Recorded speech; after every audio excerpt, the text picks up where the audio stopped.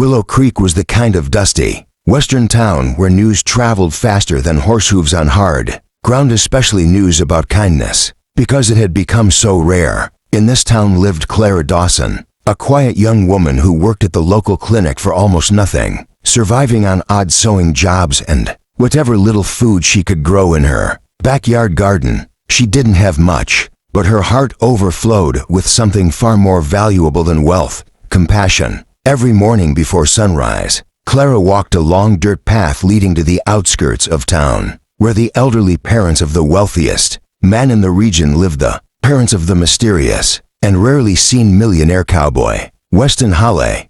Weston had built an empire of ranches, cattle, and lands stretching as far as the eye could see. But the one thing he didn't have was time. After a tragic accident years ago that took his younger brother's life, Weston drowned himself in work, guilt, and silence. His parents, kind but fragile, stayed mostly alone at their ranch house. That is, until Clara showed up one day after hearing that Mrs. Hale had fallen and injured her wrist. Clara patched her up, cooked them dinner, cleaned their kitchen, and refused payment. "Mrs. Hale," she said with that warm smile, "your son has done enough for this town. Let me do something for you." And so began Clara's daily visits, not driven by obligation, but by love. She mended clothes, cooked meals, read old books to Mr. Hale when his eyesight failed, and planted flowers outside their porch to brighten the gray days. Sometimes she stayed past dark, walking home under the cool night sky, tired but peaceful.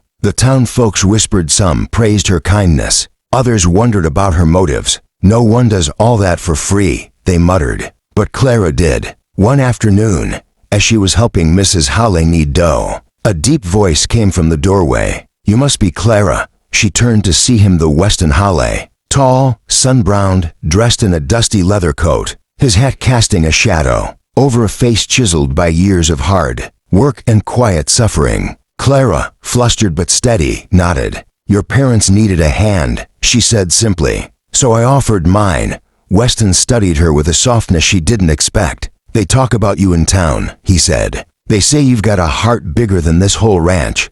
Clara shrugged. "Hearts don't need to be big, just open." From that day on, Weston found excuses to come home earlier, claiming he needed to check on horses or mend fences. But really, he just wanted to see the woman who treated his parents with the love he feared he had neglected. Clara didn't treat Weston differently because of his wealth. In fact, she barely looked him in the eye unless necessary. She didn't flirt or flatter, she simply worked. That humility struck him harder than any thunderstorm. One evening, Clara found Mr. Hale coughing badly and struggling to breathe. She worked tirelessly, mixing herbs, warming towels, and staying up all night by his bedside.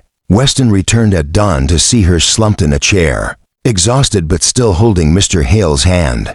Something broke inside him. He realized that for the first time since his brother's death, his parents were truly cared for, not by hired nurses or distant relatives, but by a woman who expected nothing in return. The town's gossip grew louder.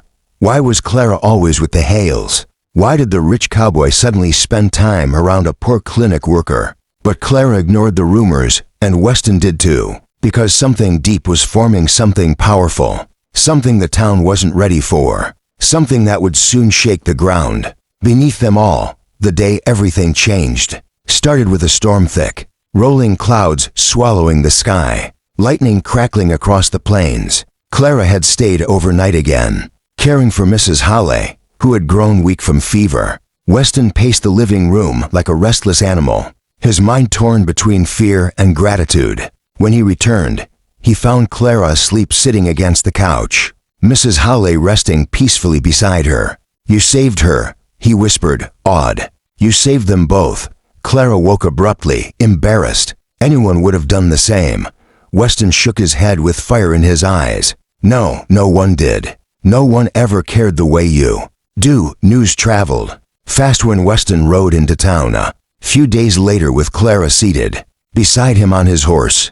Weston walked straight into the town hall where nearly everyone had gathered. To avoid the storm, Clara followed nervously, unsure why he had brought her. Then, in front of the entire town, Weston turned to Clara and took off his hat.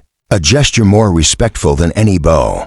"I want everyone here to know the truth," he announced, his voice booming. "This woman Clara Dawson cared for my parents without taking a single coin. She gave them more love, more dignity, more comfort than I ever could. And I will not let her kindness go unnoticed," the townspeople murmured. Stunned, Weston lifted a folded paper from his coat and held it up. "This," he said, "is a deed to half my ranch, and I am giving it to Clara." Gasps erupted. Clara froze. "Weston, I can't accept that," but he cut her off. "I'm not done." He stepped closer, eyes burning with sincerity. "Clara, you showed me what real richness looks like. Not land, not cattle, not money, but heart. You brought life back into my parents' home, back into mine. And you expect nothing in return."